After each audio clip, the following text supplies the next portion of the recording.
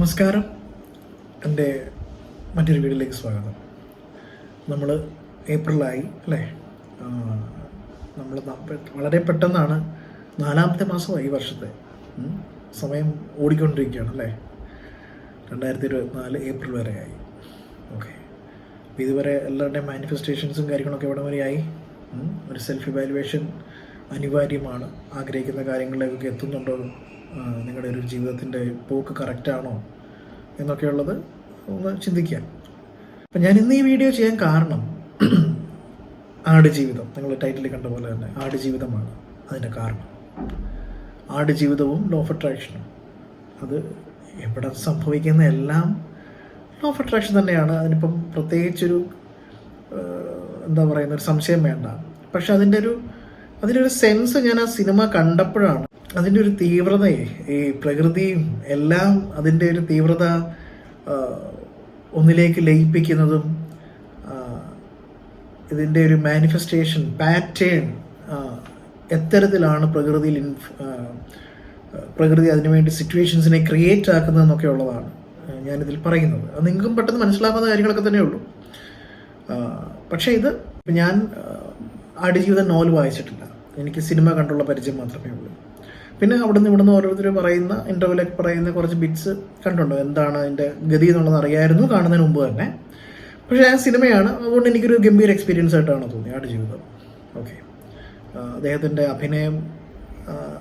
അഭിനയം ഒരുപക്ഷെ കുറച്ചുകൂടി എനിക്ക് ഒരു ഇമ്പാക്റ്റ് തോന്നിയ കാരണം ഞാൻ പൃഥ്വിരാജ് ആ മൊമെൻറ്റ്സ് ഒക്കെ നമുക്ക് അത്രയും തോന്നുമ്പോഴും ഞാൻ അതേ സമയത്ത് തന്നെ നജീബിനെയോ ആ ഒരു മൊമെൻറ്റിൽ അദ്ദേഹം കടന്നുപോയ കാര്യങ്ങളുമാണ് എന്നെ കൂടുതൽ ഈ പടവുമായിട്ട് അറ്റാച്ച് ചെയ്യിപ്പിച്ചത് ആ സിനിമ കാണുന്ന മൊമെൻറ്റിൽ തന്നെ. അപ്പോൾ എനിക്ക് ഭയങ്കരമായിട്ട് അതിൻ്റെ കൂടെ പൃഥ്വിരാജിൻ്റെ ആക്ടിങ് എന്ന് പറഞ്ഞു കഴിഞ്ഞാൽ ഗംഭീരമായിട്ടുള്ളൊരു ചില സീൻസൊക്കെ എനിക്ക് പറഞ്ഞില്ല, അദ്ദേഹത്തിന് അഭിനയത്തിന് വേണ്ടി മാത്രം സിനിമ ഒന്നുകൂടെ കാണണം എന്നെനിക്ക് തോന്നുന്നുണ്ട്. അതൊന്നുകൂടെ ഒന്ന് കാണാൻ അത് അത്രയും വല്ലാതെ ഉള്ളിലോട്ട് ചില സീൻസൊക്കെ സങ്കടപ്പെടുന്ന കരയിപ്പിക്കുന്ന സീൻ. ബ്ലസ്സിയുടെ പടത്തിലെ സങ്കടം എന്ന് പറഞ്ഞു കഴിഞ്ഞാൽ അദ്ദേഹത്തിൻ്റെ ബ്ലസ്സി സാറിൻ്റെ സിനിമയിൽ നമുക്ക് ഒരു പടം പോലും പിന്നീട് കാണാൻ പറ്റത്തില്ല. അതാണ് അവസ്ഥ, അറിയാമല്ലോ. ചെയ്തു വെച്ചേക്കുന്ന സിനിമകളുടെ തന്മാത്രയൊക്കെ മോഹൻലാൽ അൽഷിമേഴ്സിൻ്റെ സ്റ്റാർട്ടിങ് ആകുമ്പോഴേ ചാനൽ മാറ്റും, കാരണം അതിൽ കൂടുതൽ കണ്ടുകൊണ്ടിരിക്കാൻ പറ്റുന്നില്ല. വല്ലാത്തൊരു പ്രതിഭയാണ് അദ്ദേഹം. അപ്പം ഞാൻ പറഞ്ഞു വരുന്നത് നജീബ് എന്ന് പറയുന്ന ഷുക്കൂർ, ആറാട്ടുപുഴക്കാരൻ ഷുക്കൂർ, അദ്ദേഹത്തിൻ്റെ ലൈഫിൽ ഈ സംഭവിച്ചേക്കുന്ന ഇൻസിഡൻറ്റ് ഒരു നാട്ടിൽ അദ്ദേഹത്തിന് പ്രശ്നങ്ങൾ പല രീതിയിലുണ്ടായിരുന്നു. അപ്പോൾ അതിൽ നിന്നൊരു കര കയറാൻ വേണ്ടി ഗൾഫിലേക്ക് അദ്ദേഹം പോയതാണല്ലോ. ആ പോയ സമയത്ത് എയർപോർട്ടിൽ ഉണ്ടായേക്കുന്ന ഒരു ഡൗട്ടിൻ്റെ പുറത്ത്, അല്ലെങ്കിൽ അവിടെ ഉണ്ടായേക്കുന്ന ഒരു കൺഫ്യൂഷൻ്റെ പുറത്താണ് അദ്ദേഹത്തിന് ഈ ലൈഫിലേക്ക് പോകേണ്ടി വന്നത്. അപ്പോൾ അദ്ദേഹത്തിനൊരു ധാരണ ഉണ്ടായിരുന്നു, എനിക്ക് ഇന്നടത്ത് പോയി കഴിഞ്ഞാൽ ഇന്ന പോലെ ആയിരിക്കും, നല്ല സുഖസൗകര്യമായിട്ടുള്ള ഒരു ലൈഫിലേക്കാണ്, മീൻസ് AC ഉള്ള താമസിക്കാൻ, നല്ല ഭക്ഷണം കിട്ടും, അങ്ങനെയൊക്കെയുള്ള ഒരു ആഗ്രഹവും അങ്ങനെയുള്ളൊരു പോസിബിലിറ്റി ആണല്ലോ അദ്ദേഹം നോക്കിയത്. പക്ഷെ അവിടെ വന്ന് അപ്പം സംഭവിച്ചത് എൻ്റെ ഡിഫറെൻ്റ് ആയിട്ടുള്ള സിനാറിയിലോട്ട് മാറി. നിങ്ങൾ ആടുജീവിതം എന്ന് പറയുന്ന സിനിമയുടെ ഷൂട്ടിംഗ് പ്രോസസ്സോടെ നോക്കൂ. അതായത് അവർ പ്ലാൻ ചെയ്ത്, ഞാൻ ഇൻ്റർവ്യൂയിലൂടെ കേട്ടേക്കുന്നതാണ്, ചിലപ്പോൾ ഇതിനകത്ത് എന്തെങ്കിലും അങ്ങോട്ടും ഇങ്ങോട്ടും മാറുമായിരിക്കാം, നിങ്ങൾക്കത് കൂടുതൽ അറിയാമെങ്കിൽ നിങ്ങൾ കറക്റ്റ് ചെയ്യുക. ഞാനീ പറയുന്നൊരു ഏകദേശം ഒരുപാട് ഇൻ്റർവ്യൂ കണ്ടതിൻ്റെ ബേസിലാണ്. ഒരു 85 ഡേയ്സിൻ്റെ ഷൂട്ടിംഗ് ആയിരുന്നു അവർ പ്ലാൻ ചെയ്തത് 2-3 രാജ്യങ്ങളിലായിട്ട്. അപ്പോൾ ആ സമയത്ത് കൊറോണ എന്ന് പറയുന്ന ഒരു ഭീതി അത്ര നമുക്കറിയാമല്ലോ, ഇത് എന്നത്തേക്കാണ്. പക്ഷെ അവർ വിചാരിച്ചത് ഇത് കൊറോണയൊന്നും ഇങ്ങനെയൊന്നും ഉണ്ടാവില്ല, മീൻസ് കൊറോണയെക്കുറിച്ചുള്ള ഭീകരത പോലും അന്ന് ഇല്ലാത്ത സമയത്താണ് ഇവർ ഷൂട്ടിംഗ് പ്ലാൻ ചെയ്ത് ഇവരവിടെ ചെല്ലുന്നു 85 ഡേയ്സിൻ്റെ. അവർ ആ സ്പേസിൽ എത്തിക്കഴിഞ്ഞതിന് ശേഷമാണ് അവർ ലോക്കാവുന്നത്.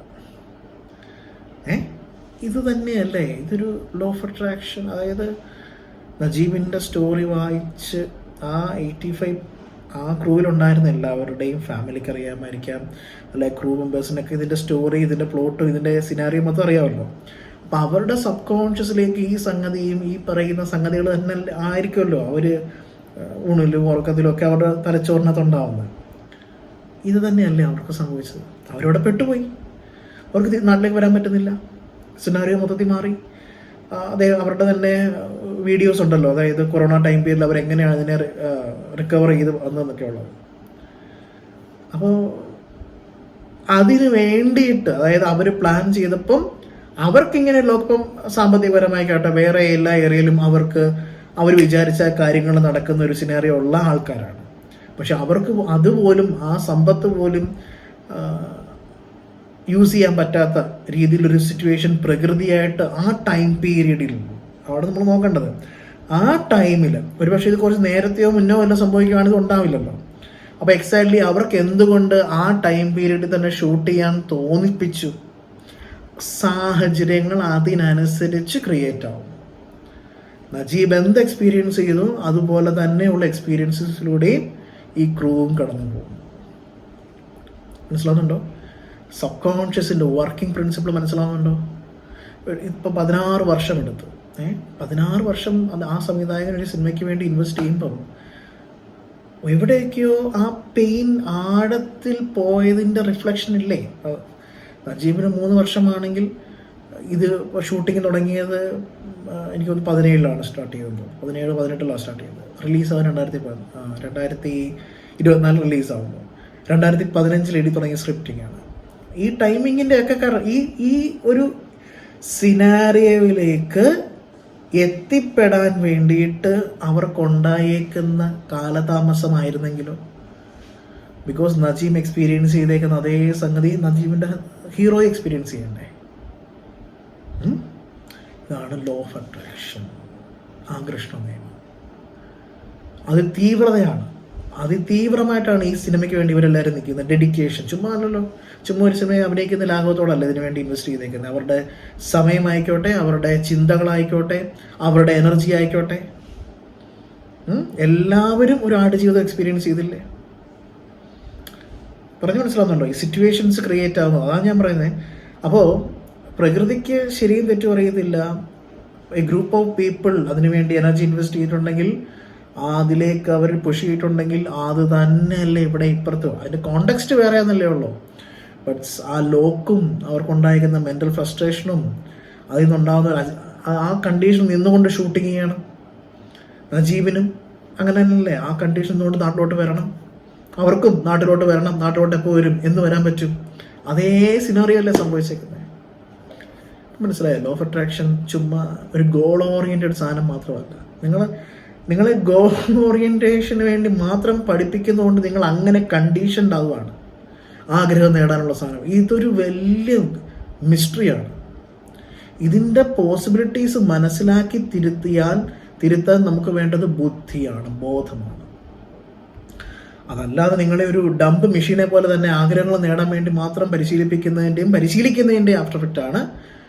നിങ്ങൾ ആഗ്രഹിക്കുന്ന കാര്യം ചിലപ്പോൾ എനർജി എങ്ങോട്ട് ഒഴുകുന്നു, അത് മാനിഫെസ്റ്റ് ചെയ്യുമായിരിക്കും. പക്ഷേ അതിൻ്റെ എൻഡ് റിസൾട്ട് നിങ്ങൾക്ക് അനുഭവയോഗം ഉണ്ടാവണമെന്നുണ്ടെങ്കിൽ നിങ്ങളുടെ പാറ്റേൺ, നിങ്ങളുടെ ലൈഫിൻ്റെ സ്ട്രക്ചർ, നിങ്ങളുടെ ബിലീഫ്, നിങ്ങളുടെ എനർജി, ഇതെല്ലാം ഘടകങ്ങളാണ്. ഇപ്പം ഞാൻ ഈ പറഞ്ഞ ഇൻസിഡൻറ്റും ആടുജീവിതം നോവൽ വായിക്കുകയോ അല്ല സിനിമ കാണുകയോ അല്ല നിങ്ങളുടെ ഇൻ്റർവ്യൂസ് കാണുമ്പോഴോ നിങ്ങൾക്ക് ഞാൻ ഇപ്പം ഈ പറഞ്ഞ കോണ്ടെക്സ്റ്റ് കൃത്യമായിട്ട് മനസ്സിലാവും. ലോ ഓഫ് അട്രാക്ഷൻ എന്ന് പറഞ്ഞാൽ യത് ഭാവം തത് ഭവതി എന്ന് മാത്രമാണെന്ന് മനസ്സിലാക്കുന്നത്. ഇത് ഇന്നും ഇവിടെ ഒരു റോണ്ടാബൈൻ കണ്ടുപിടിച്ച കാര്യമൊന്നും അല്ല ഇതാണ് പ്രകൃതിയുടെ എസൻസ് എന്ന് പറയുന്നത്. അപ്പോൾ അത്രയും കീനായിട്ട്, അത്രയും ഷാർപ്പായിട്ട് നമ്മൾ കാര്യങ്ങളെ മനസ്സിലാക്കണം.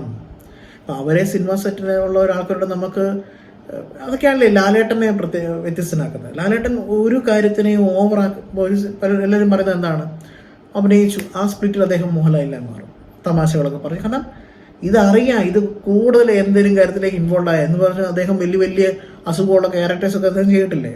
പക്ഷെ അതിനെ എങ്ങനെ ടാക്കിൾ ചെയ്യണമെന്ന് അറിയാം. Because he nose everything. അദ്ദേഹത്തിൻ്റെ ലൈഫ് സ്റ്റൈൽ നമുക്കറിയാമല്ലോ, അദ്ദേഹത്തിൻ്റെ രീതി നമുക്കറിയാമല്ലോ, സംസാരം നമുക്കറിയാമല്ലോ. നമ്മൾ പറയുന്ന കാര്യങ്ങളൊക്കെ തന്നെ അദ്ദേഹം പല ഇൻ്റർവ്യൂവിലും കുഞ്ഞു ബിറ്റുകൾ ഇടാറില്ലേ. പറഞ്ഞു മനസ്സിലായില്ലേ? ഇതാണ് ഇതിൻ്റെ ഇത് ഒരു നിങ്ങളുടെ സബ് കോൺഷ്യസ് പവർഫുള്ളാണ്. ആവശ്യമില്ലാത്തതിനെയും മാനിഫെസ്റ്റ് ചെയ്യാനുള്ള കഴിവുണ്ട്.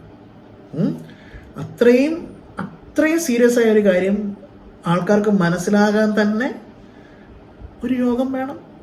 ഒരു രക്ഷപ്പെടാനൊരു പോസിബിലിറ്റി ഉള്ളവർക്ക് ഇത് മനസ്സിലാവത്തുള്ളൂ, അവരിലേക്ക് ഇത് വരത്തുള്ളൂ. അല്ലാത്തവർക്ക് പറഞ്ഞില്ലേ, ഇനി അവരിലേക്ക് വന്നാലും അവരുടെ കർമ്മ സമ്മതിക്കില്ല രക്ഷപ്പെടാൻ. അവർ തന്നെ ക്രിട്ടിക്കായിട്ട് എന്നെ കൊണ്ട് പറ്റും. എത്ര മിടുക്കനാണെന്ന് പറഞ്ഞാലും ഇപ്പം നിങ്ങൾ തിയറി പഠിക്കുന്ന പോലല്ല practical. It's different. Practical knowledge തന്നെ വേണം. അത് ലൈഫിൽ അപ്ലൈ ചെയ്ത് പഠിക്കുന്ന വ്യക്തികൾക്ക് പെട്ടെന്ന് മാറ്റം ഉണ്ടാകും. അല്ലാത്ത ആൾക്കാർ നമ്മൾ തിയററ്റിക്കലി പലതും പറയും, പക്ഷെ അത് തിയറിയിൽ നമ്മുടെ ലൈഫിൻ്റെ ഭാഗമാണെന്നുണ്ടെങ്കിൽ ഇറ്റ്സ് ഡിഫറെൻറ്റ്. ഓക്കെ, അപ്പോൾ ലോ ഓഫ് അട്രാക്ഷൻ്റെ മറ്റൊരു ഉദാഹരണം മനസ്സിലായെന്ന് പ്രതീക്ഷിക്കുന്നു. Thank you.